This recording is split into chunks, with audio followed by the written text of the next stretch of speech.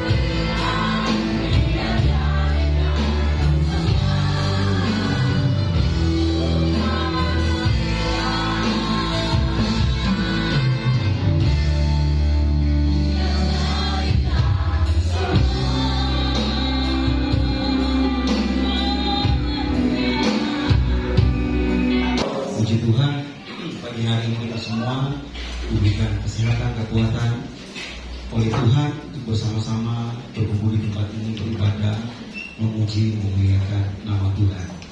Minggu lalu saya bukan diberikan tantangan, tapi diminta untuk menyampaikan tentang seorang tokoh. Ya, masih ingat waktu itu siapa? Yang ketika tabut Tuhan dibawa ke rumahnya, dia diberkati oleh Tuhan. Obed Edom. Buka 2 Samuel pasal 6. Kita baca ayat 1 sampai ayat yang ke-11. Kita akan bergantian ya, kaum bapak atau kaum pria membacakan ayat ganjil, kaum wanita membacakan ayatnya yang genap, bergantian. Nanti di ayat yang ke-11 kita membacanya bersama-sama.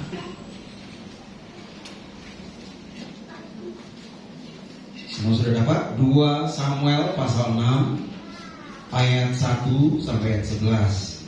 Kaum pria siap ya? Hitungan 3. 2, 3. Daud mengumpulkan pula semua orang pilihan di antara orang Israel, 30.000 orang banyaknya.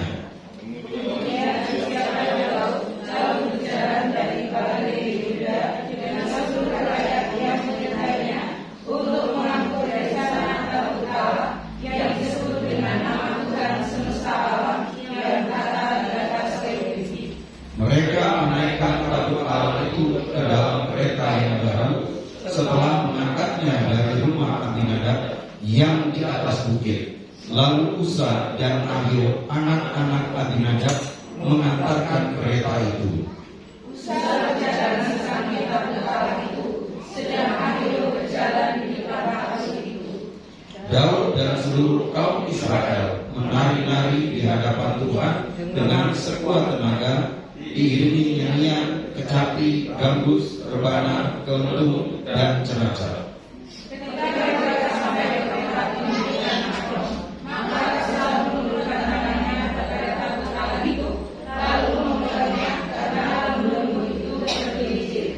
Maka bangkitlah murka Tuhan terhadap Uza, lalu Allah membunuh dia di sana karena keteledorannya itu.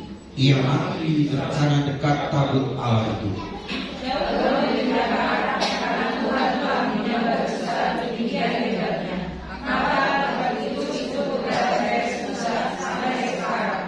Pada waktu itu Daud menjadi takut kepada Tuhan, lalu katanya, bagaimana tabut Tuhan itu dapat sampai kepadaku? Sebab itu Daud tidak mau memindahkan tabut Tuhan itu ke tempatnya kepada Daud, tetapi Daud menyimpang dan membawanya ke rumah sama-sama orang Adat itu. 3 bulan lamanya tabut Tuhan itu tinggal di rumah Obed Edom, orang Adat itu, dan Tuhan memberkati seisi rumahnya. Iya, Tuhan memberkati Obed Edom dan seisi rumahnya. Saya memberikan sebuah tema untuk kita renungkan, yaitu kehadiran Tuhan mendatangkan berkat. Jadi dari firman Tuhan yang kita baca, tabut Tuhan itu dibawa ke tempatnya Obed Edom. Saya jelaskan dulu sedikit konteksnya. Jadi ketika peralihan dari Saul berperang melawan orang Filistin, mengalami kekalahan yang luar biasa, dan tabut Tuhan itu dirampas oleh orang Filistin. Ternyata orang Filistin ketika membawa tabut Tuhan ke kota-kota Filistin, ternyata Tuhan mendatangkan tulah, penyakit-penyakit yang luar biasa, dan mereka mengalami ketakutan. Dipindahkan ke satu kota, sama juga tulah datang. Pindahkan ke satu kota, tulah juga datang. Akhirnya kemudian dikirimkan kembali tabut Tuhan itu kepada orang Israel. Kemudian sampailah di mana tabut Tuhan itu dibawa ke Kiryat Yearim, ya, yaitu di tempatnya di rumah Abinadab. Lalu kemudian ketika Daud mendengar Saul sudah mati, Daud kemudian sudah menjadi raja. Lalu Daud dalam beberapa peperangan mengalami kemenangan yang luar biasa. Lalu kemudian Daud mulai membangun Yerusalem sebagai pusat pemerintahannya. Lalu kemudian Daud teringat kepada tabut Tuhan. Oh, tabut Tuhan itu masih ada di rumah Abinadab. Lalu kemudian dia ingin supaya tabut Tuhan itu dikembalikan ke Yerusalem. Nah, lalu kemudian Daud ingin memindahkan tabut Tuhan dari rumah Abinadab di Kiryat Yearim ke Yerusalem. Tetapi kesalahannya adalah Daud tidak bertanya, ya. Daud tidak bertanya mengenai cara memindahkan tabut Tuhan yang benar. Tapi masih ingat ya, Daud ini latar belakangnya apa? Seorang gembala, ya, seorang gembala. Kemudian kisah kepahlawanannya melawan Goliat ketika Israel dengan Filistin berhadapan-hadapan. Singkat cerita, Daud ini mengalami kemenangan. Lalu kemudian Daud selalu pergi berperang, selalu Tuhan berkati dia. Tetapi dia tidak paham, dia tidak mengerti tentang hal-hal yang berkaitan dengan tabut Tuhan. Nah, kemudian Bapak Ibu, Daud kemudian membawa tabut Tuhan. Dan kesalahan pertama yang dilakukan adalah tabut Tuhan itu dibawa dengan apa, Bapak Ibu?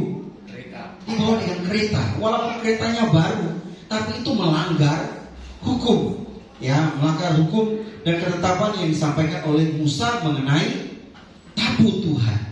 Bapak Ibu, tabut Tuhan dalam Perjanjian Lama itu simbol kehadiran Allah secara harfiah di tengah-tengah Israel. Dan tabut Tuhan itu sungguh-sungguh tidak boleh sembarangan.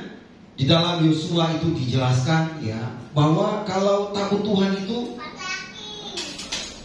bangsa Israel melihat tabut Tuhan, menjamah tabut Tuhan, pasti mati, ya, pasti mati. Ada kisah di mana 70 orang mati juga karena ingin melihat ke dalam tabut Tuhan. Dan Usa kemudian juga menjamah, Tuhan juga membunuh dia. Nah, kesalahan Daud adalah karena dia tidak bertanya kepada pemuka-pemuka agama, khususnya dari kelompok Lewi, bagaimana cara memindahkan tabut Tuhan. Dalam kemenangannya, dalam kekuasaannya yang masih baru, kemudian dia siapkan kereta yang baru untuk mengangkat tabut Tuhan itu. Itu kesalahan yang Daud lakukan. Dan ketika kereta itu ditarik oleh lembu, Usa menjamah tabut Tuhan. Yang benar, tabut Tuhan itu harusnya diangkat dengan cara apa, Bapak Ibu? Diusul, ya, oleh Lewi, orang Lewi yang bertugas untuk, jadi itu dipasangkan kemudian dipikul, ya, dipikul dan diusung oleh orang Lewi. Tetapi di sini dikatakan bahwa Daud menggunakan kereta yang baru, kemudian lembu ditarik oleh lembu. Cara ini adalah cara yang digunakan oleh orang Filistin ketika membawa tabut Tuhan itu kembalikan ke wilayah orang Israel. Nah, Bapak Ibu, kemudian kita lihat ketika Daud menyaksikan bagaimana Usa itu dibunuh oleh Tuhan, dia juga marah tapi sekaligus takut. Kalau Usa saja begitu luar biasa dibunuh oleh Tuhan seketika, bagaimana mungkin aku bisa membawa tabut Tuhan ini sampai ke kota Daud, sampai ke Yerusalem. Akhirnya tabut Tuhan itu menyimpang, ya, serong, tidak menuju Yerusalem, tapi diarahkan ke rumah Obed Edom. Rumah Obed Edom dikatakan orang Gad. Ya. Bapak Ibu, dikatakan bahwa ketika tabut Tuhan ada di rumah Obed Edom, Tuhan memberkati Obed Edom dan seisi keluarganya. Saya akan jelaskan dulu sedikit tentang siapakah Obed Edom. Arti namanya adalah hamba Edom. Obed itu hamba atau juga bisa pelayan atau juga penyembah. Karena nanti kita akan lihat, ya, dikatakan Obed Edom ini disebut sebagai orang Gad. Nah, Gad ini adalah salah satu pentapolisnya orang Filistin. Pentapolis itu, penta itu 5. Jadi 5 kota besar dari orang Filistin, salah satunya Gad. Ya, makanya ini disebut sebagai salah satu pentapolis orang Filistin. Apakah Obed Edom ini adalah seorang Filistin? Kalau kita melihat secara historis, tidak tepat kalau si Obed Edom ini adalah seorang Filistin. Mengapa? Karena Tidak mungkin tabut Tuhan ini diurus, dibawa, ditinggalkan, dititipkan kepada orang Filistin, sekalipun dia proselit atau dia yang kemudian masuk menjadi warga negara atau warga Israel. Tidak boleh ya tabut Tuhan itu dibawa kepada, diserahkan kepada atau dijaga, dititipkan kepada orang Filistin. Karena apa? Di dalam hukum Musa sudah dikatakan bahwa yang hanya bisa menjaga, merawat tabut Tuhan adalah dari suku Lewi. Lalu kenapa dia dikatakan sebagai orang Gad? Nah, menarik Bapak Ibu. Kemungkinan Gad yang dimaksud bukan Gadnya di Filistia atau Filistin, tetapi Gad yang dimaksud adalah Gad Rimon. Ya, Gad Rimon ini adalah kota Lewi di wilayah suku Dan. Diberikan sebagai kota perlindungan bagi suku Lewi. Lewi ini kan tidak mendapat tanah.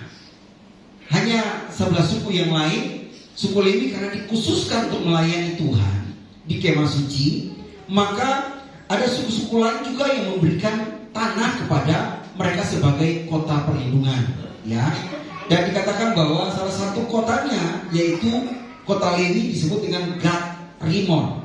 Dan ada satu kota lagi yang disebut dengan Gad Hefer.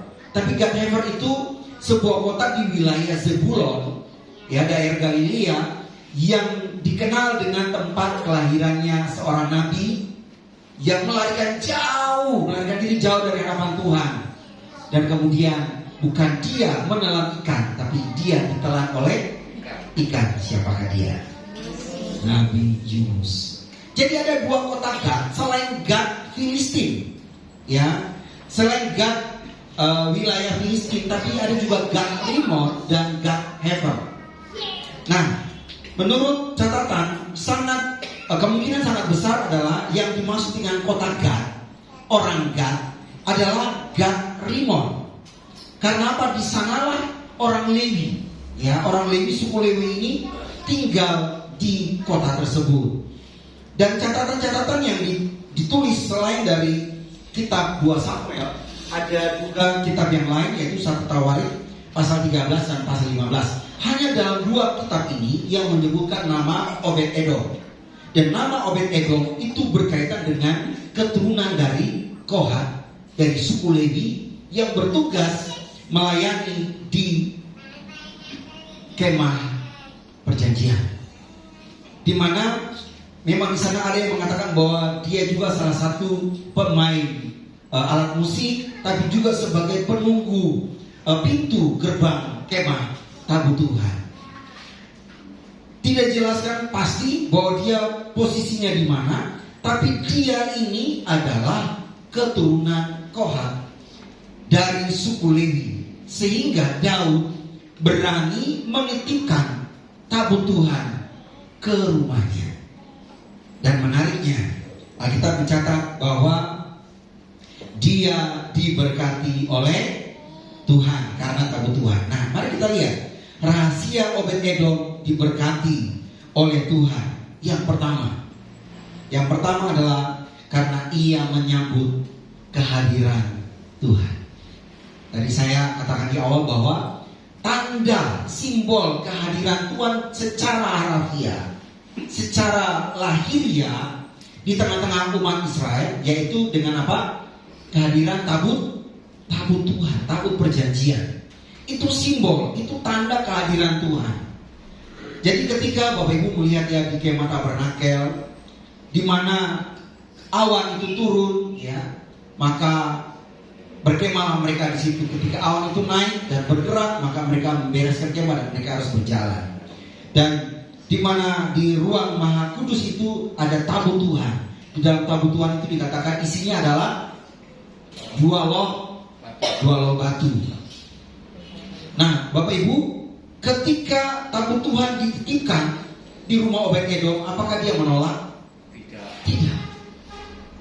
Dia menyambut tabut Tuhan. Karena apa? Dia juga seorang Lewi.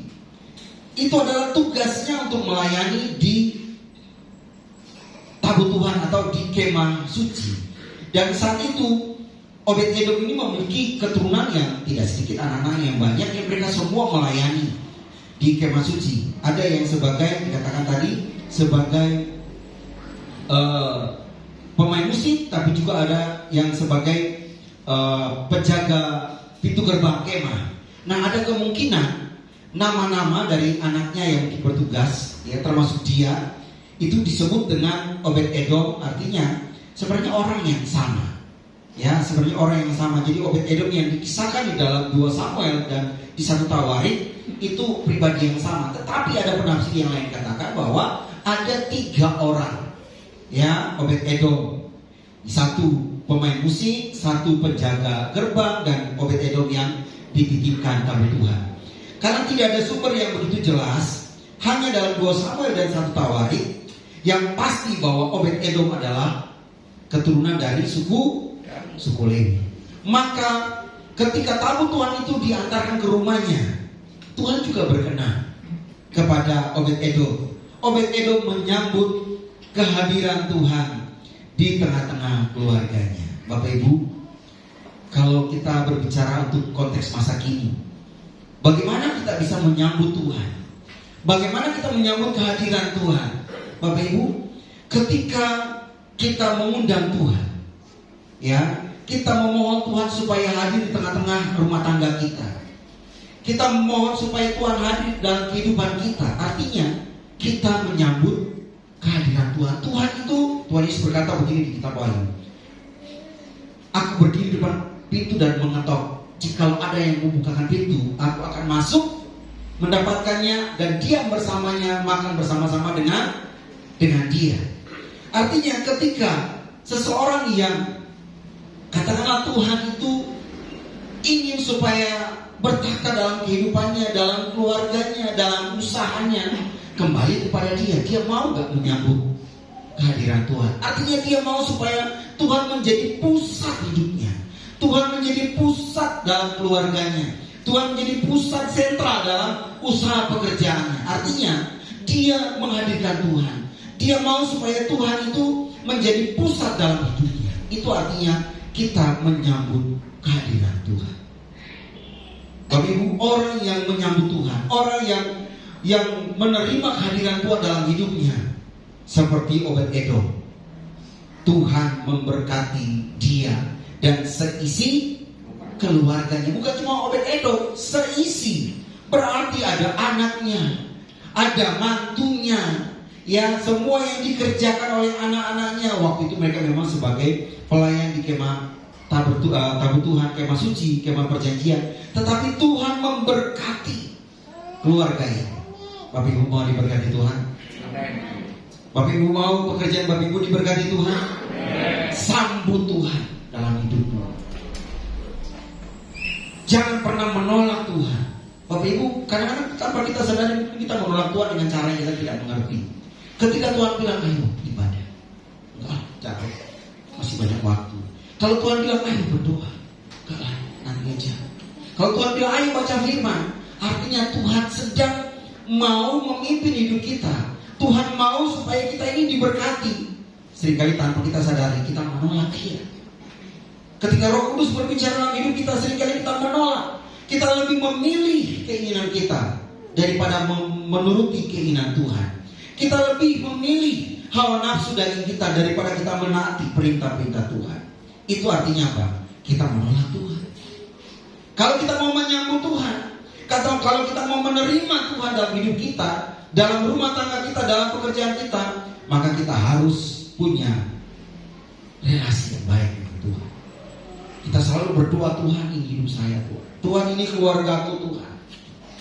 Tuhan ini pekerjaanku Tuhan. Kalau bukan Tuhan, saya tidak akan mungkin bisa berbuat apa-apa. Dan firman Tuhan katakan, di luar Tuhan kita tidak dapat berbuat apa-apa. Jadi jangan pernah kita andalkan kekuatan kita walaupun kita kuat.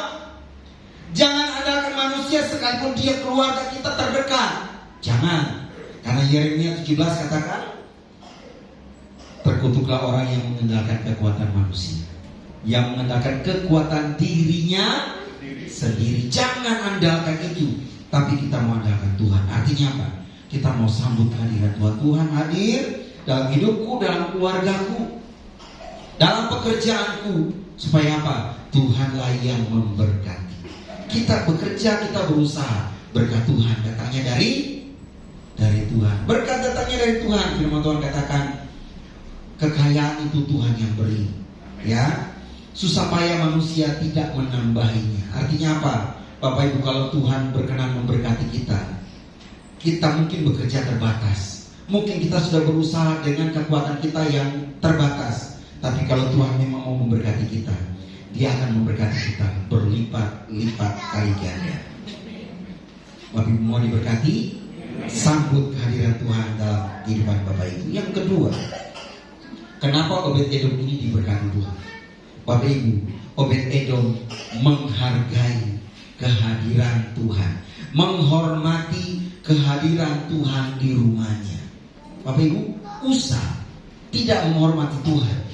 Harusnya dia nggak boleh berjalan di samping. Harusnya dia nggak boleh berjalan di samping. Jadi waktu tabut Tuhan itu dibawa, diusung, itu hanya boleh ada yang berjalan di depan atau di belakang. Usa mau menjadi pahlawan, seolah-olah mau melindungi, mau menjaga tabut Tuhan. Jangan-jangan karena jalanannya tidak rata, bisa jadi tabut ini akan tergelincir jatuh. Di pikiran Usa mungkin seperti itu. Jadi ketika lembu itu tergelincir, seolah-olah ya tabut Tuhan itu nyaris akan jatuh. Usa langsung, wah ini kayaknya orang sanguin ya, Usa ini. Ya langsung dia berespon, dia langsung pegang tabut. Waktu pegang tabut, apa yang Tuhan lakukan? Tuhan langsung murka karena dia tidak menghormati kekudusan Tuhan. Langsung sak disambar, bukan sambar petir, langsung dicabut nyawanya oleh Tuhan. Bapak Ibu, kita bersyukur ya bahwa di zaman PB ini kasih karunia Tuhan itu berlimpah. Ya, bukan seperti PL. Salah sedikit tidak hormati kekudusan Tuhan, langsung dihabisi Tuhan, lenyap langsung. Orang-orang yang menentang Tuhan langsung tanah terbuka dan langsung menelan manusia-manusia yang tidak percaya kepada Tuhan. Mengerikan Bapak Ibu. Tapi tidak berarti lalu dalam perjanjian baru kita seenaknya tidak menghormati kekudusan Tuhan. Jangan berpikir bahwa Tuhan itu tidak juga menghukum. Masih ingat Ananias dan Safira berbohong di depan hamba Tuhan, tapi mereka lupa bahwa mereka membohongi siapa? Membohongi Roh Kudus. Langsung seketika itu juga Ananias blok, jatuh dan mati. Istrinya datang, ya dia nggak tahu kalau suaminya sudah meninggal. Lalu ditanya lagi, benar bohong dia. Akhirnya sebagaimana suaminya, dia juga pun meninggal. Bapak Ibu, Tuhan itu kudus, ya Allah itu kudus. Dan firman Tuhan berkata, kuduslah kamu karena Allah itu kudus. Ketika Tuhan hadir dalam kehidupan kita, Ia menguduskan kita. Harusnya kita juga menguduskan diri kita.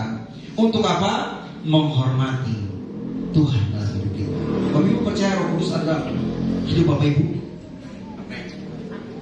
Cuma 1-2 orang. Bapak Ibu yakin bahwa Tuhan ada dalam kehidupan Bapak Ibu? Amin.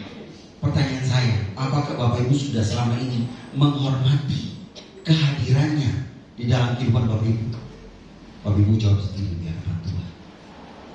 Ketika kita melakukan hal yang Tuhan larang, apakah kita menghormati suara Roh Kudus? Roh Kudus yang diam dalam hidup kita, yang sebenarnya sudah mencegah kita, tapi kita memilih untuk tidak taat. Kita tidak menghormati Dia yang diam dalam kehidupan kita. Karena firman Tuhan katakan bahwa tempat kediaman Roh Kudus adalah hidup orang percaya. Hidup kita ini tempat kediaman Roh Kudus. Sebab itu kita harus menghormati Tuhan. Karena Dia juga pribadi Allah. Kalau Dia ada di dalam kita, sebagaimana tabut Tuhan ada di rumah Obed-Edom, Obed-Edom sangat menghormati. Dia nggak macam-macam, ya, nggak seenaknya lalu nongol lihat ke dalam, cari. Orang bilang kepo ya. Ternyata kepo itu sudah ada di zaman PL juga. Gara-gara kepo 70 orang mati. Ya, baca di pasal-pasal sebelumnya. Pengen lihat apa sih isi tabut Tuhan itu? Noleh, lewat, Bapak Ibu. Ya satu sudah jatuh, yang lain penasaran, noleh lagi, lewat juga. Heran. Sudah sekian banyak mati, masih ada yang masih mau pengen kepo juga. Bapak Ibu, kita harus belajar menghormati kehadiran Tuhan dalam kehidupan kita. Menghormati Tuhan ketika kita dalam ibadah. Kenapa selalu katakan Bapak Ibu, ketika kita ibadah, mungkin Bapak Ibu lihat WL di depan, mungkin Bapak Ibu melihat saya menyampaikan firman, tapi Bapak Ibu ingat bahwa rumah Tuhan itu adalah simbol kehadiran Tuhan di tengah-tengah umatnya. Memang Tuhan tidak berdiam dalam kuil-kuil, gedung-gedung buatan manusia. Karena apa? Karena dia omnipresence, dia maha hadir. Kita nggak bisa mengecilkan kehadirannya terpaku pada sebuah ruangan seperti ini. Ya, seolah-olah Tuhan ada tinggal di sini, tidak. Ya, tapi dalam konteks PL, kehadirannya itu disimbolkan dengan tabut Tuhan. Dan tabut Tuhan itu sangat dihormati. Mengapa? Karena begitu kudusnya Allah menunjukkan kekudusannya di dalam dan melalui tabut Tuhan, sehingga siapapun yang tidak menghormati tabut Tuhan, menghormati kehadiran Tuhan, langsung bunuh oleh Tuhan. Makanya mereka bilang, kok Allah dalam PL kok sadis ya, kejam ya. Salah sedikit set, mati, salah sedikit set, mati. Kok dalam PB ini kok Allah itu berlimpah dengan kasih karunia. Bapak Ibu, kadang-kadang dengan limpahnya kasih karunia, ya Bapak Ibu, tanpa kita sadari kita justru tidak menghormati Tuhan, karena kita tidak menghargai kehadiran Tuhan. Jadi ketika kita mau belajar untuk menghormati Tuhan, mulai dari kehidupan kita pribadi. Kita mau melakukan hal-hal yang menentang kehendak Tuhan, menentang kehendak Roh Kudus, menentang firman Tuhan. Kita ingat ada Roh Kudus dalam hidup kita, ada Roh Allah, ada pribadi Allah dalam hidup kita. Maka kita harus menghormati Tuhan dengan cara apa? Kita taat kepada suara Roh Kudus, kita taat kepada firman Tuhan, kita hidup benar di hadapan Tuhan. Itu adalah cara kita menghormati Tuhan. Cara kita menghormati Tuhan dalam ibadah seperti ini, ketika kita memuji Tuhan, memuji Tuhan dengan rasa hormat. Bapak Ibu bayangkan Daud sampai dia itu dihina, ya, dipandang rendah oleh istrinya yang adalah putri tertua Saul. Nah, ya, kemudian dikatakan Daud itu menari seperti orang gila, tidak punya rasa malu lagi. Tapi Daud berkata, aku untuk Tuhan, ya, untuk Tuhan aku bisa lebih hina lagi, menari untuk Tuhan. Karena apa? Dia sangat menghormati Tuhan. Makanya ketika nanti tabut Tuhan mau diambil, ya, dari rumah Obed-Edom, dia tanya dulu kepada suku Lewi, kepada tua-tua Israel, gimana cara yang benar. Kemudian pakailah orang-orang Lewi itu untuk mengusung.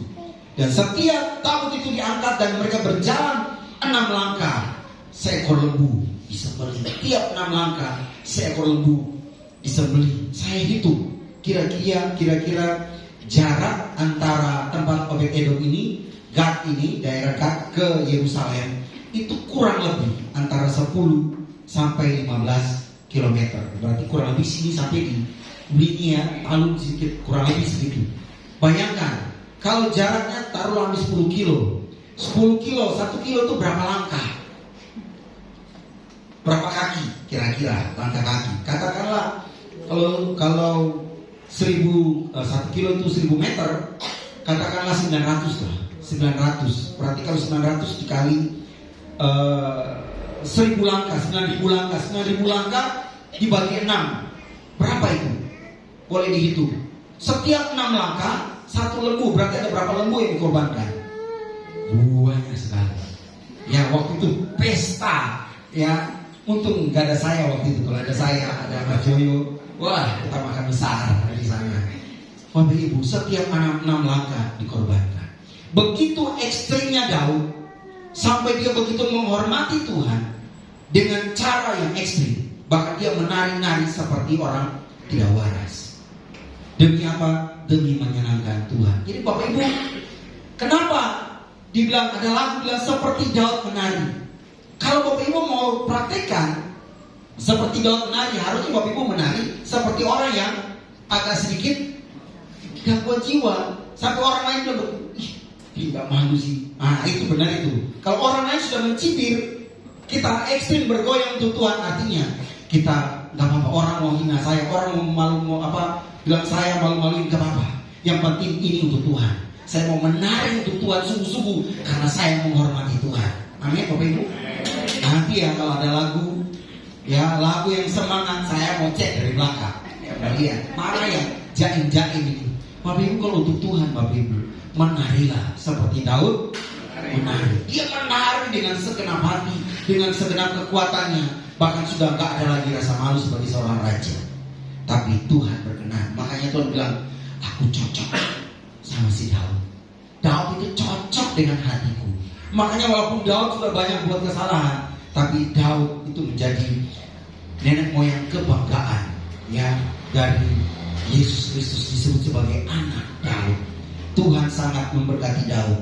Bapak Ibu, Obed-Edom diberkati karena ia menghormati kehadiran Tuhan di rumahnya. Kita mau belajar menghormati Tuhan dalam hidup kita. Di setiap ibadah kita menghormati Tuhan.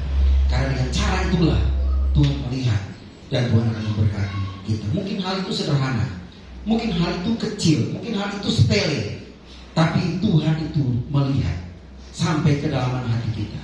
Ketika kita sungguh-sungguh punya sikap hormat kepada Tuhan, saya yakin janji Tuhan, sebagaimana Tuhan memberkati Obed-Edom, Tuhan juga akan memberkati Bapak Ibu dalam kehidupan Bapak Ibu, dalam segala usaha pekerjaan, anak-anaknya dalam studinya diberkati. Semua yang dikerjakan kita diberkati oleh Tuhan. Itu janji Tuhan. Yang terakhir, mengapa rahasia Obed-Edom diberkati oleh Tuhan? Yang ketiga, ia melayani Tuhan dengan cara yang benar. Karena selama 3 bulan, ya 3 bulan tabut Tuhan ada di rumah Obed-Edom. Obed-Edom tahu bahwa tabut Tuhan itu harus dipelihara, dirawat. Maka dia sebagai seorang Lewi, dia tahu bagaimana cara yang benar di dalam menjaga, merawat, melindungi tabut Tuhan. Bapak Ibu, seringkali kita melayani Tuhan, tapi kita nggak tahu cara yang benar dalam melayani Tuhan. Karena kita melayani Tuhan ini harus kita memperhatikan hal-hal penting ya di dalam kita melayani Tuhan. Jangan sampai sudah benar kita melayani Tuhan tapi caranya salah. Itu dia Bapak Ibu. Kita harus melayani Tuhan dengan cara yang benar. Artinya apa? Kita melayani Tuhan sesuai dengan apa yang Tuhan kehendaki. Bukan kita melayani Tuhan karena supaya katakanlah mendapat pujian atau mendapat pengakuan atau karena hal-hal yang lain. Berarti bukan cara yang benar kita melayani. Kita punya sikap hati yang benar, tapi juga cara yang benar. Karena apa? Cara itu juga penting Bapak Ibu. Karena apa? Ketika Daud mengangkat tabut Tuhan dengan cara yang salah, ada nyawa yang melayani, Usa disambar, dibunuh langsung oleh Tuhan. Karena apa? Karena caranya yang salah, tidak sesuai dengan ketetapan yang sudah digariskan oleh Tuhan melalui Musa. Oleh karena itu, Obed-Edom ketika dia berada di tabut Tuhan berada di rumahnya, dia melakukan tugas-tugas seorang Lewi di dalam menjaga, merawat tabut Tuhan selama 3 bulan. Bapak Ibu, 3 bulan dia merawat tabut Tuhan, dia menjaga. Saya nggak tahu ya, apakah misalnya dia harus memasang lampu lilin ya, lalu kemudian bagaimana tempat sekitarnya harus selalu bersih. Itu ada aturan-aturan ya. Aturan-aturan ketika tabut Tuhan ada di kemah suci, itu ada aturan-aturan yang harus dilakukan oleh Lewi di dalam merawat tabut Tuhan. Dan Obed-Edom serta keluarganya merawat atau melayani Tuhan dengan cara yang benar selama 3 bulan. Dan hanya 3 bulan, tapi Tuhan memberkati luar biasa. Mengapa? Sampai bagaimana Obed-Edom diberkati ini dibicarakan orang sampai ke telinga Daud. Bayangkan Bapak Ibu. Keberhasilan Tuhan memberkati Obed-Edom bukan hanya didengar oleh tetangganya, bukan hanya didengar oleh masyarakat Israel, tetapi sampai ke telinga raja. Berarti bukan cuma sekedar memberkati, tapi memberkati dengan luar biasa. Kenapa? Karena dia menyambut kehadiran Tuhan dalam rumahnya. Dia menghormati kehadiran Tuhan di tengah-tengah rumah tangganya. Karena tabut itu ada di rumahnya, dia begitu hormatnya kepada Tuhan yang hadir di dalam rumahnya, karena itu simbol kehadiran Tuhan. Yang ketiga, selama 3 bulan dia melayani Tuhan, merawat tabut Tuhan itu dengan cara yang benar. Dan Tuhan memberkati. Karena kalau caranya salah, bukan cuma dosa, Obed-Edom pun pasti dibunuh Tuhan. Anak-anaknya salah sedikit, mungkin kepo, pengen lihat ke dalam, pasti dibunuh Tuhan. Karena apa? Kekudusan Tuhan begitu luar biasa pada waktu itu. Tapi buktinya 3 bulan tidak ada sanak saudara, anak dari Obed-Edom siapapun yang tidak dicatat bahwa mereka itu dibunuh Tuhan. Tidak ada. Artinya apa? Mereka melayani Tuhan, melayani tabut Tuhan itu dengan cara yang 3 hal pagi hari ini kita renungkan. Rahasia kita diberkati Tuhan, ya. Katakan kehadiran Tuhan mendatangkan berkat. Kita harus menyambut kehadiran Tuhan dalam hidup kita. Kita menghormati kehadiran Tuhan. Dan yang ketiga, kita melayani Tuhan dengan cara yang benar. Dan Bapak Ibu, gak usah memikirkan berkat itu Tuhan yang curahkan. Ya, karena apa? Kita melayani sumber berkat. Yang kita layani ini pemilik berkat. Kita gak perlu cara bagaimana dapat berkat, gak perlu. Kita cukup melayani Tuhan, sambut Tuhan, hormati Tuhan, layani Tuhan dengan benar. Bagiannya Tuhan mencurahkan berkat buat kita, seisi keluarga. Artinya bukan hanya kita, anak cucu cicit kita diberkati oleh Tuhan. Amin Bapak Ibu. Bapak Ibu aminkan, maka jadilah sesuai dengan iman Bapak Ibu. Dan kalau Bapak Ibu tidak mengimani apa yang firman Tuhan katakan, itu juga kembali kepada Bapak Ibu sendiri. Karena apa? Firman Tuhan itu berkuasa. Kita imani, maka itu jadi. Jadilah sesuai dengan iman kita.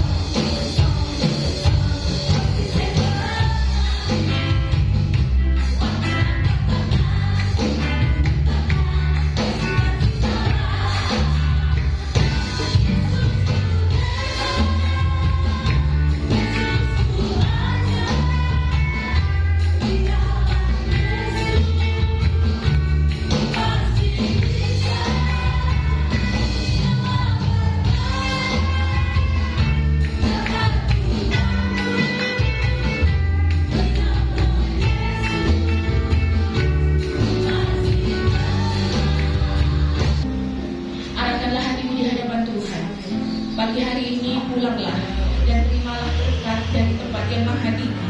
Tuhanlah pelindungmu, Tuhan berdiri di sampingmu, menaungi, melindungimu. Matahari tidak dapat menyakiti engkau pada siang hari, dan bulan tidak dapat menyakitimu pada malam hari. Tuhan yang melindungimu dari setiap bahaya, Tuhan yang melindungi jiwamu, Tuhan yang akan menolong engkau ketika engkau keluar dan masuk.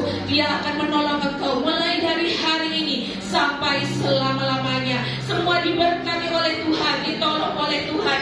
Kami terima berkat-Mu Tuhan, dan kami bawa pulang di dalam nama Tuhan Yesus Kristus. Kami